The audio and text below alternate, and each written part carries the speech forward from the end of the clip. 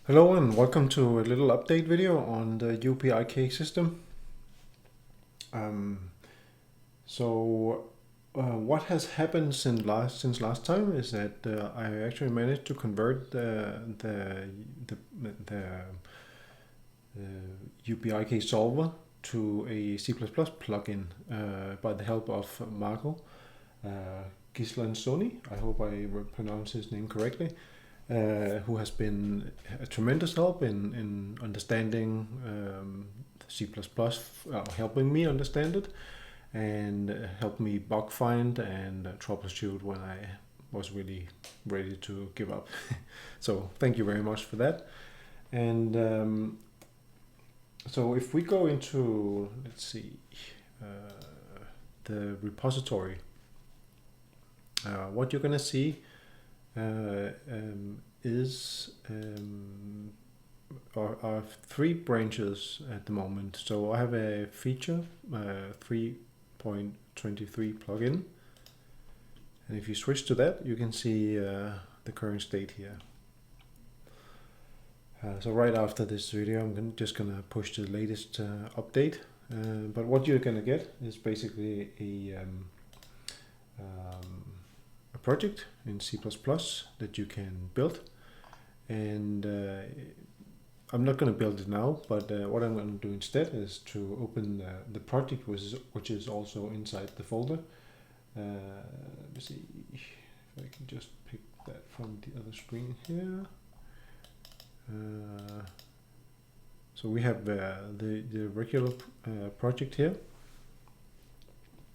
So in case you want to build this yourself, until I manage to, or I upload the plugin, executable plugin, then what you need to do is to go to Edit and Plugins,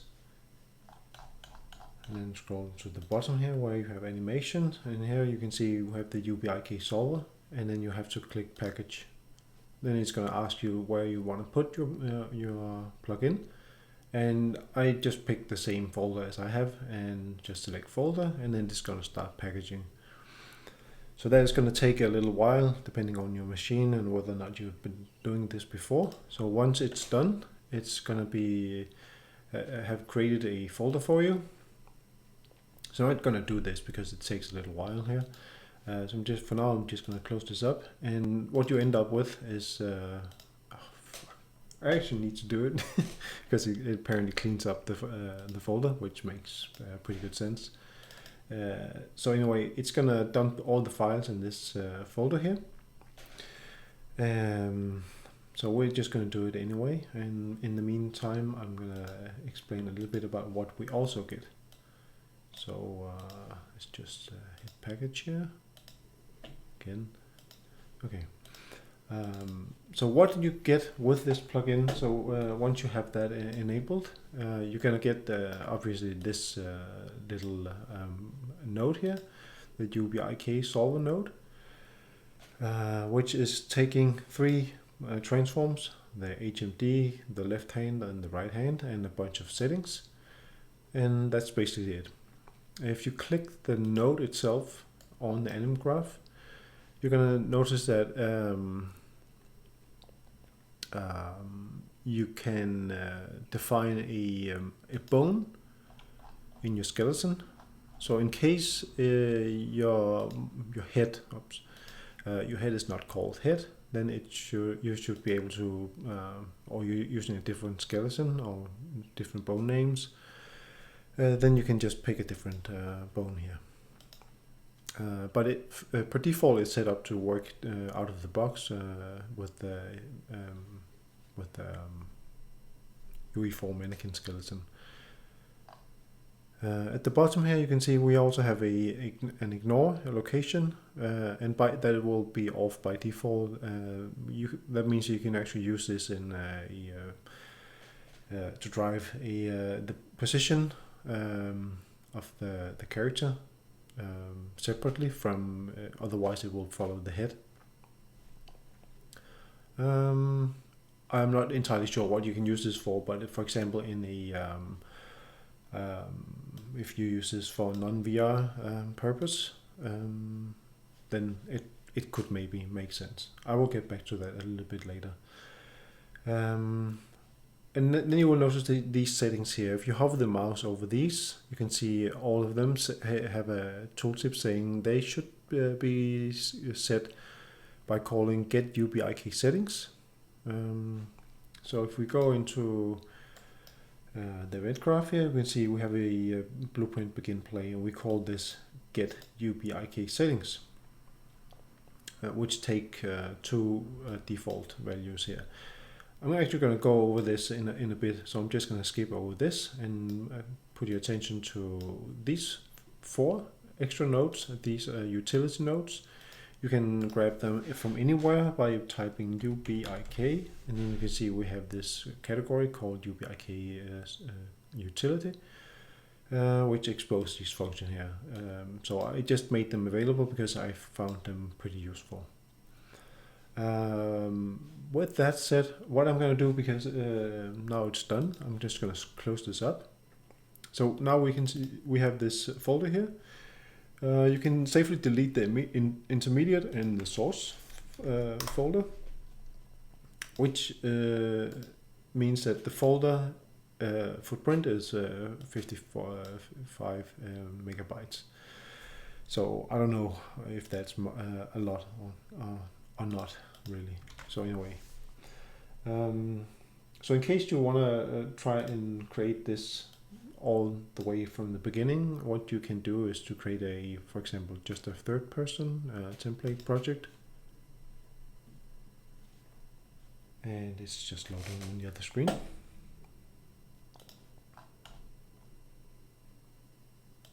And then this is the folder, I believe. Then you want to create a plugins folder here. And then you're going to dump your UBIK solver here, this one. So at the moment, it's not going to show up. We have the project here, I believe. It's not. I think we need. Yeah, we think we need to restart the project. So we do that.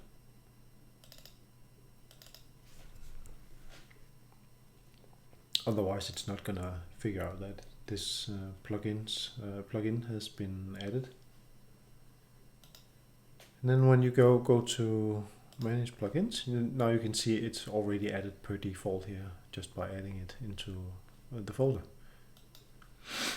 So when we hit play, we have the regular third person template here with the character running around. And in case we want to put this into use, what we can do is to go to the blueprints here, and let's make a new variable, call this make a type of actor. So we're just going to do this quickly to demonstrate how it works and what needs to be done at the minimum. Left hand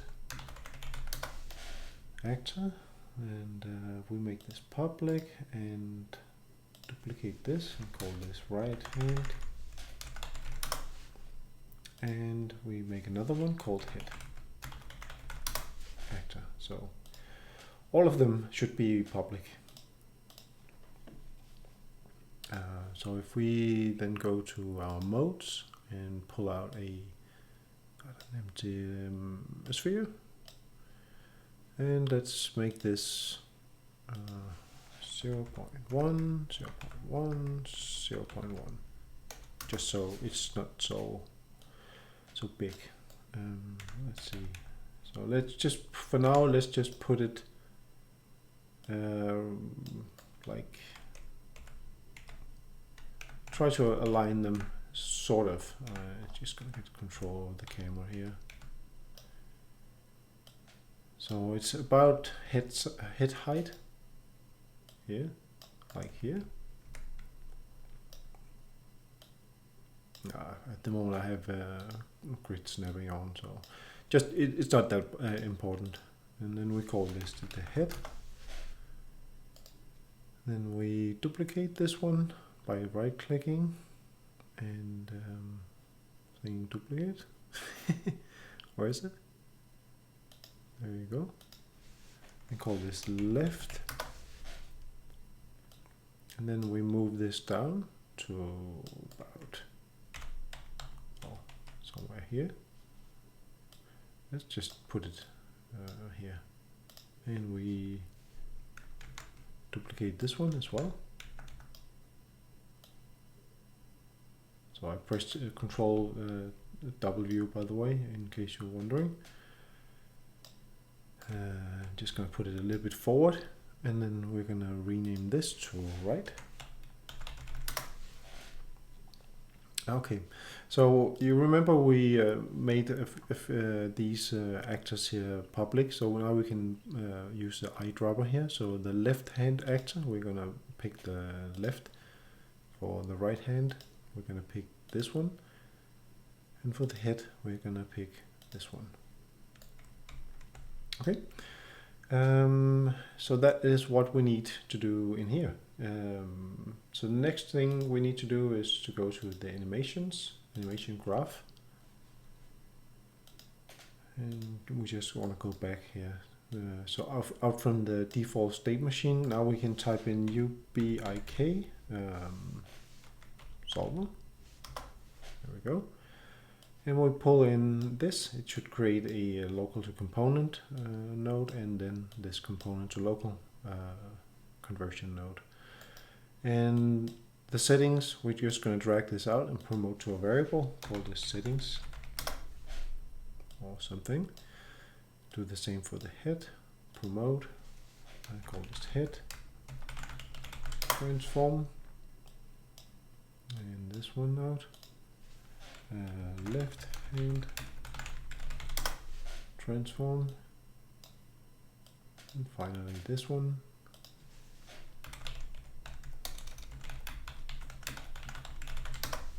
Right hand, transform. Okay, and then we need to go to the event graph and create a begin play event. Or we'll call the UBIK settings. Get UBIK settings. And the settings that we need to set are going to be split up from this, calling this node here, like so. And there's a defaults which we just create by dragging it out and promote to a variable. Defaults, and you can see once we compile this in a moment. Let's just do it for this one. Then we can have a look at what they contain. Calibration. Now we just compiled here, and if we click the defaults node and expand this struct here, we can see what each of them do. There should be a tooltip for each of them. And I'm not going to go into a detailed description of them, other than you can play around with them yourself and see what works for you. But the result is that this settings here is going to be populated. It's showing zeros at the moment, but during runtime this will show some correct data. At the moment, I haven't caught all these warnings we will get at the moment, but don't worry about it. I will iron this out eventually. Whoops. Oh, right. I forgot. So one last thing we need to do is to populate these hand transforms or head transforms. So we need to set them. So we pull out from this get pawn owner, cast to third person character.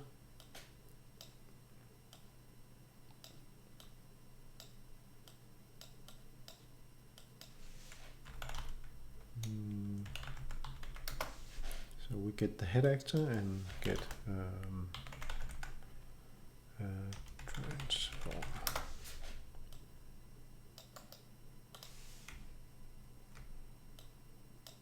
Okay, and we pull out again, say get left hand and get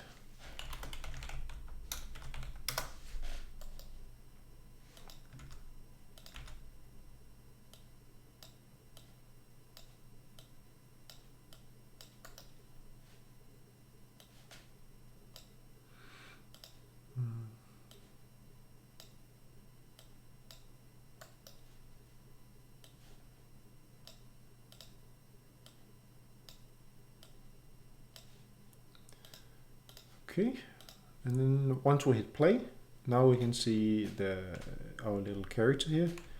Well, currently he doesn't run, but maybe if we just for a moment hit simulate, and I need to change the. I'm going to do something about these default poses also. So I'm just going to select where do you get them? The head, the left and the right, and make them movable. And then, what is this? I have a bug somewhere. But as you can see now, this is actually all we need to get the character to behave sort of correctly, as you can see. So oops. So now you can actually pose your character here. You can see he's sinking a little bit into the ground. If we go into the animation blueprint here and scroll all the way to the bottom, we can see there's also a pelvis, ignore location. If we set this to true and simulate again, you can see, or maybe actually if we hit play, I believe, no, okay, we can't move. That would have been too good. But eventually I think I might be able to add this. We'll see. But as you can see now, he's actually standing. The character is not displaced down into the ground, so he's actually standing where he should be. So you can see the head placement does something, but it's not moving the character around. So what this does now only is to rotate the head and the body itself. So already at this point here, you can see it can actually be made useful in a certain scenario. I guess if you, for example, animate your character's hand to push a button or something, you can actually drive it like this.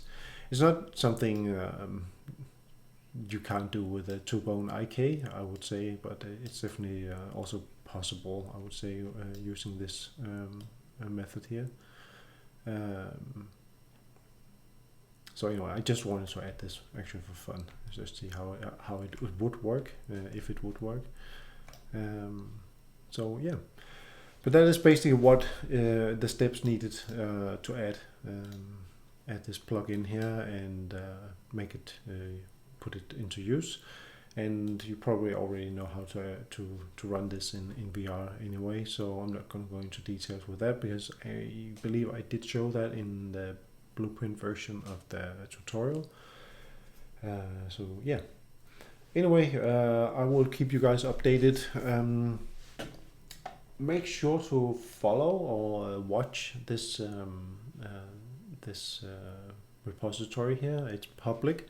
Anyone can pull from it. Anyone can make pull requests. I encourage you to do so, because I'm not a C++ programmer by any means. So it's definitely there's a space for improvements yet. So yeah, right. That's it for this time. I will be seeing you. I will probably be playing some more games over the next coming days, because yeah, I'm on vacation now and we're still in lockdown in Denmark, and that means that yeah, Corona still got us pinned to our homes. It's just the way it is, sadly. But yeah, that's how it is. Take care, you guys, and stay safe. Bye.